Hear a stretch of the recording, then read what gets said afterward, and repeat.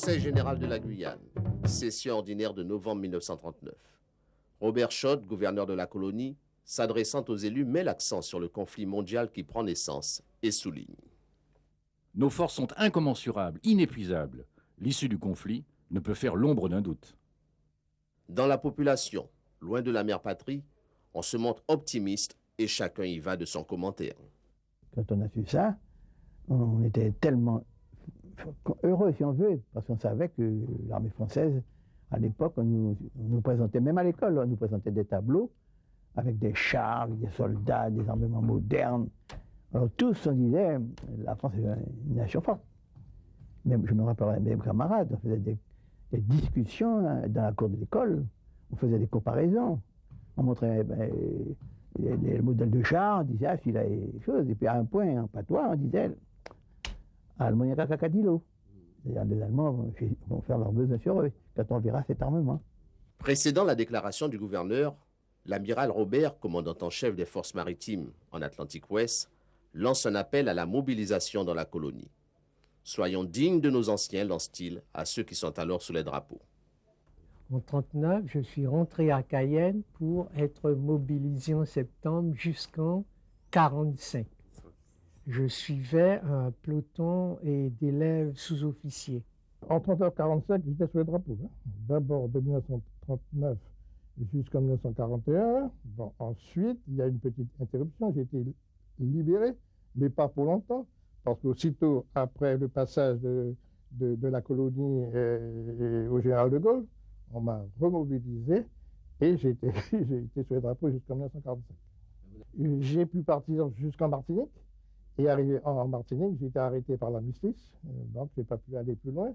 Je me rappelle, on avait décidé de boycotter la préparation parce qu'on nous avait écarté du contingent de départ.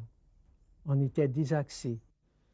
Les premières informations faisant état des revers de l'armée française conduisent le gouverneur à annuler toute cérémonie officielle du Nouvel An. Au travers des diverses sources d'informations de l'époque, les Guyanais suivent comme ils peuvent les développements du conflit. Les nouvelles ne nous arrivaient presque pas. On ne savait pas exactement de quoi il s'agissait, ce qui se passait en métropole. Donc, de Pétain, on avait la vague idée que c'était quelqu'un qui s'était illustré en 14-18, qui peut-être n'était encore pas sujet à caution, bien au contraire. La mairie de Cayenne avait installé une radio publique à la mairie.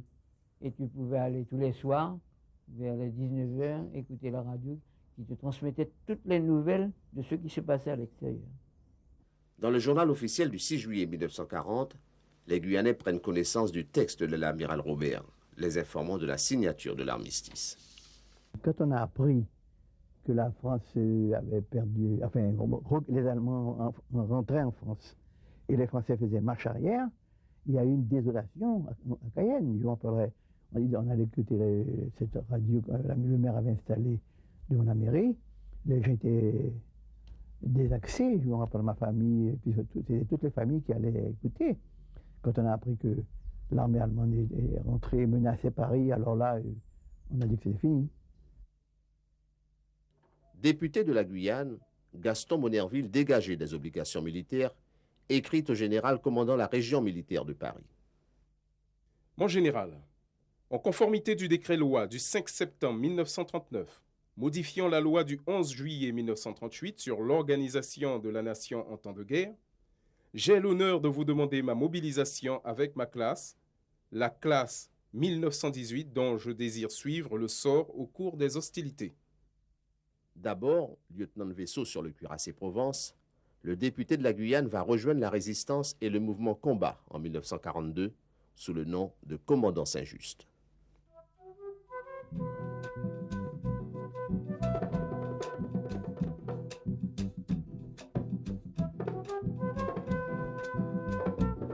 Janvier 40, quand je suis parti et que ma femme aussi est partie, j'étais tout de même un homme de 43 ans. J'étais plus un jeune étudiant passionné et qui obéit à un élan. J'obéissais à mieux que ça. j'obéissais à une chose que je croyais très profonde, très ancrée et très utile, car j'ai dit, j'ai répété, même dans beaucoup de discours, que si la France disparaissait, c'était avec elle la liberté de l'Europe qui disparaissait. Je le croyais sincèrement.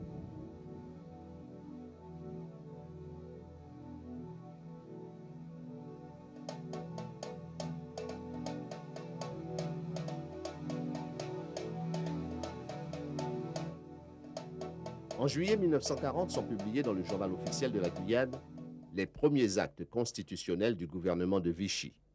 Ceci entraîne la suppression d'un certain nombre de libertés en France métropolitaine et dans ses colonies d'outre-mer.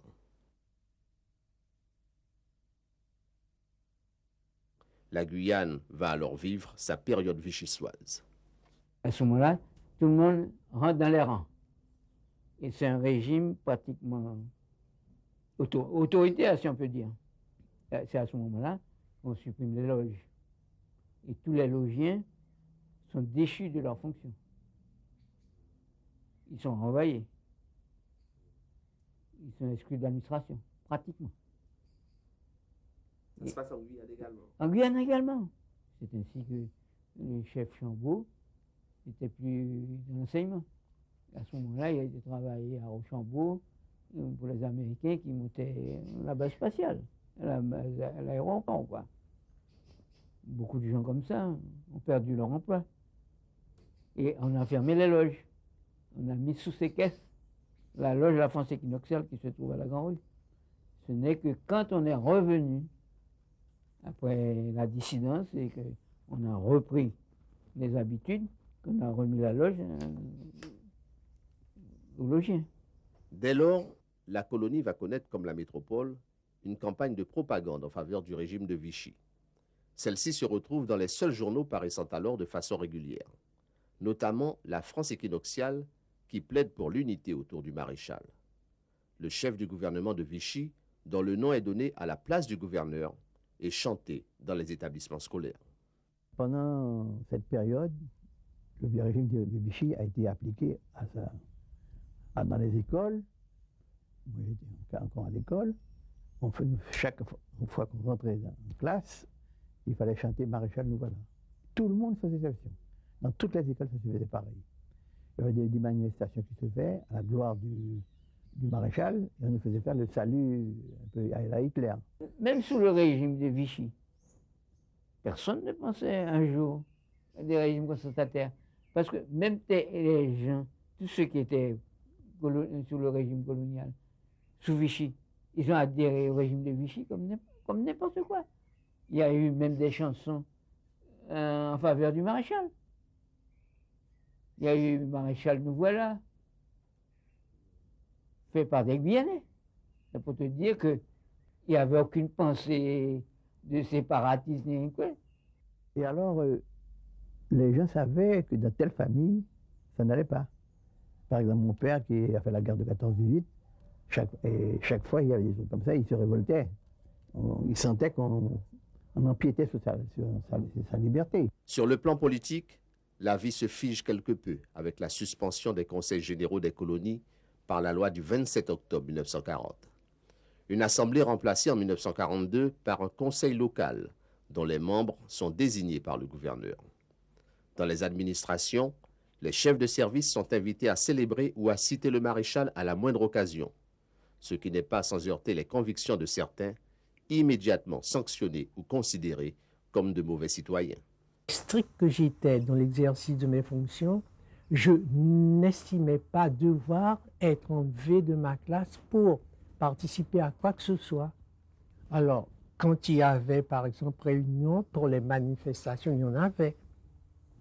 Je répondais après la classe, ou le soir, je suis à votre entière disposition. Est-ce que ça a été mal interprété? Mais le fait est que lors de mon deuxième séjour, 40-41, j'ai été malgré moi suspecté. Et moi, je ne le savais pas en toute bonne conscience. J'ai été convoqué chez le gouverneur de cette époque. Il y avait à cette époque-là un monsieur Dumitrescu. En passant, il me voit assis, attendant dans un cabinet, quoi. Alors il me dit, ah, c'est vous, monsieur Ottilie? J'ai dit, oui, je suis monsieur Ottilie, oui. Et vous êtes convoqué par le gouverneur? Oui. Et vous savez de quoi il s'agit? Je dis, je ne sais pas, ouais, exactement. Qu'est-ce que vous allez lui dire? Je lui dis telle et telle chose. Voilà, dans l'exercice de mes fonctions, j'estimais ne pas devoir être dérangé. À part ça, etc. Alors, c'est ce que vous allez dire au gouverneur. En cette période-là, il est parti, il est revenu, et puis il m'a dit, écoutez, allez chez vous. Je rentre à la maison, je trouve ma mère en fait, etc. On te fait appeler d'urgence chez le chef de service. Il n'y avait pas d'inspection, c'est le chef de service, c'était de Lamberterie. Fort heureusement, on avait fait du scoutisme ensemble. Alors je le vois remonter avec un sac, il me dit, entrez, asseyez-vous. Il me dit, ce n'est pas facile, hein, ça n'a pas été facile, hein, ça n'a pas été facile. Alors je lui redemande de quoi s'agit-il. Il me dit, écoutez, taisez-vous, par le temps qui court, mais vous ne retournerez jamais à Irakoubou. La période vichysoise pour la Guyane, c'est aussi celle d'une situation économique difficile. Ravitaillement de la colonie mal assuré, instauration de bons d'alimentation pour l'obtention de certaines denrées.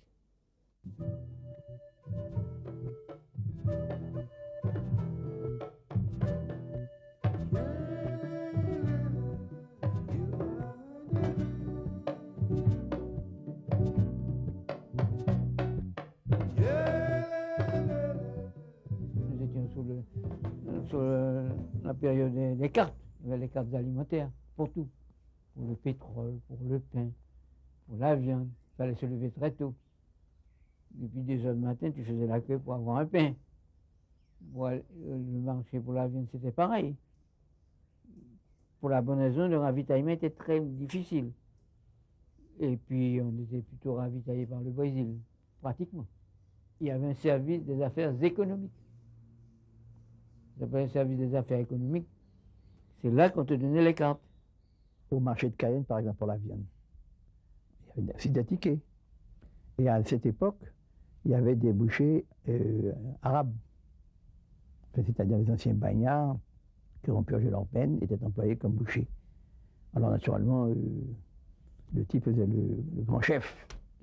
À un point quand il donnait la viande, il envoyait le morceau de viande parmi le public, celui qui l'avait pris, il payait. Il y avait des trucs. On dirait que c'était une bataille pour avoir un petit bout de viande. Heureusement, il y a les produits de l'abbati, ceux de la chasse et de la pêche, qui permettent aux familles de s'entraider. Certaines communes, bénéficiant pour leur part de leur situation frontalière, voient ses habitants se ravitailler chez le voisin.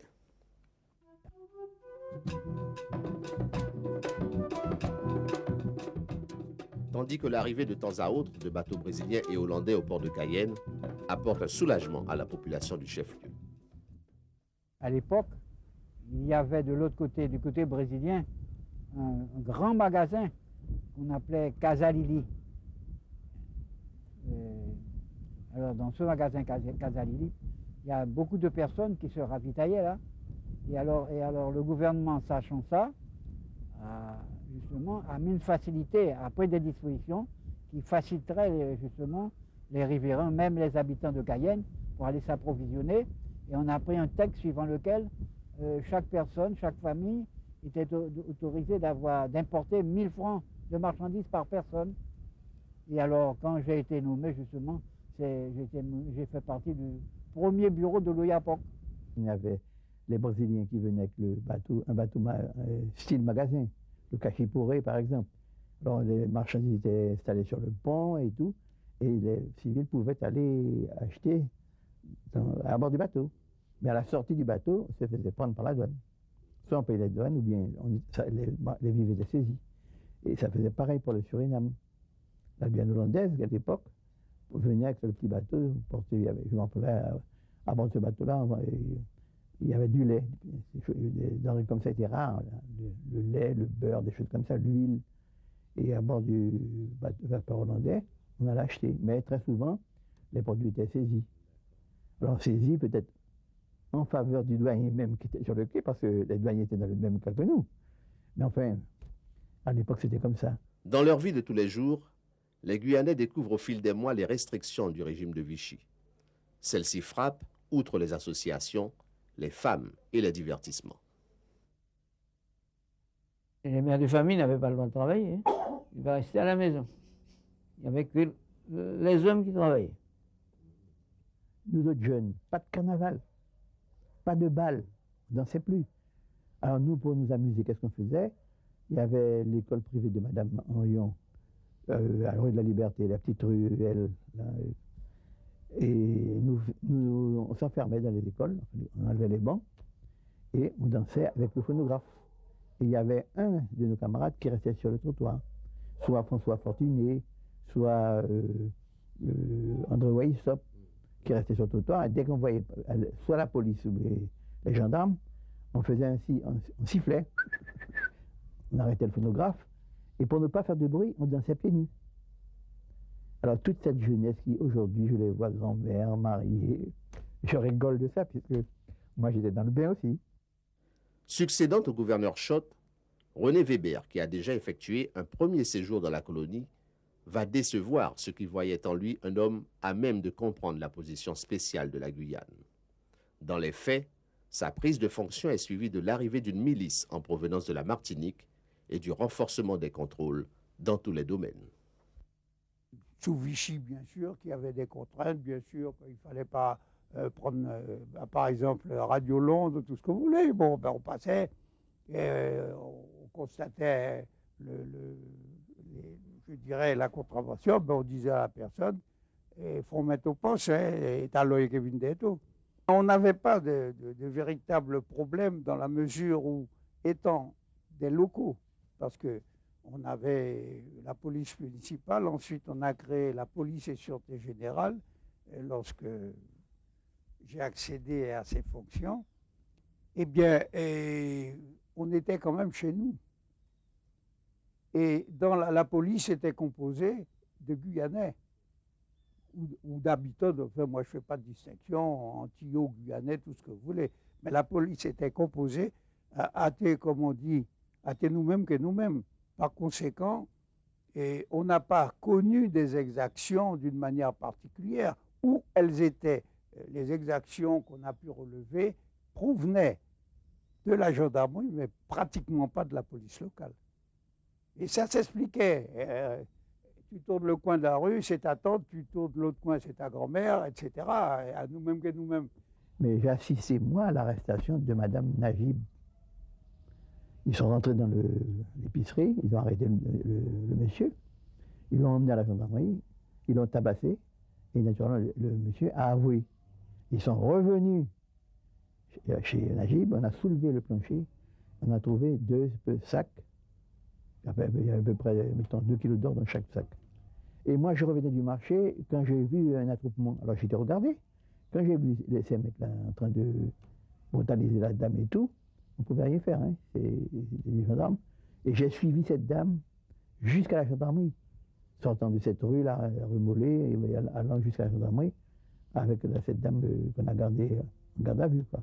C'est dans ce climat de tension que les Guyanais apprennent et entendent, pour certains, l'appel lancé par un des leurs, le gouverneur du Tchad, Félix Eboué. Français de Guyane, c'est à vous que je m'adresse. C'est moi, Félix Eboué, un Guyanais qui veut vous exprimer sa fierté et sa joie de vous voir enfin rallié à la cause sacrée.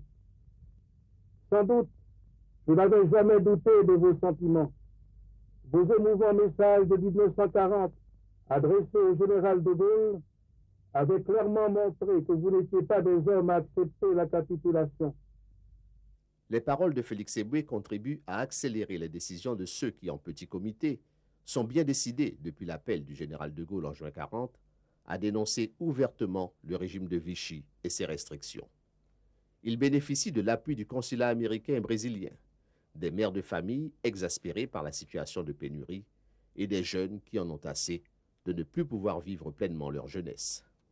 Les enfants, à ce moment-là, ils avaient déjà commencé à sortir dans les rues, à aider avec la population, hein, qui défilait dans les rues en disant qu'ils avaient faim, nous avons faim, nous voulons du pain, etc. Ils faisaient des choses comme ça. Et puis à cette époque-là, il faut te dire une chose, tout était rationné. Il y avait M. Eder était directeur des affaires économiques, donc il y avait des cartes individuelles. Alors tu avais droit avec cette carte à 1 kilo de riz, une bouteille d'huile, pas plus que ça, par semaine, je crois bien, tous les 15 jours ou par semaine. Alors c'était comme ça, donc c'était pas suffisant pour les familles nombreuses, qu'est-ce que tu veux? Et donc les gens sortaient dans les rues, criaient, ils défilaient dans les rues et avec les lycéens, avec les enfants. Il y a eu des militaires qui se sont associés dans ce système-là.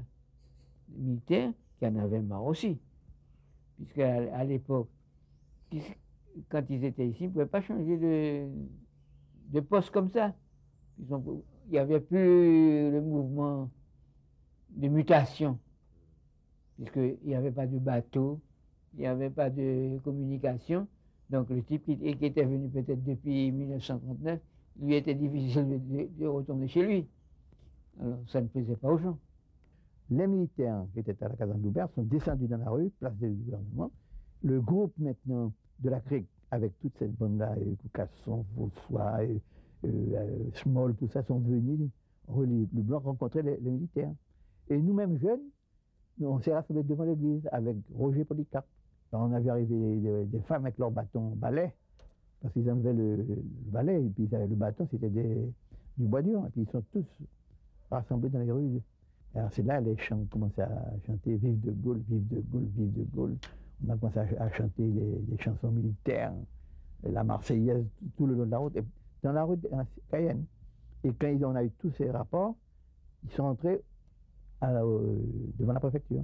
Et alors, il y a, à ce moment-là, le père Sophie, qui était un enseignant, quoi, avec d'autres membres, Guéril et compagnie, ils ont été le gouverneur pour lui dire que le peuple demande sa destitution. Dans la presse locale, l'accent est mis sur le ralliement de la Guyane à la France libre.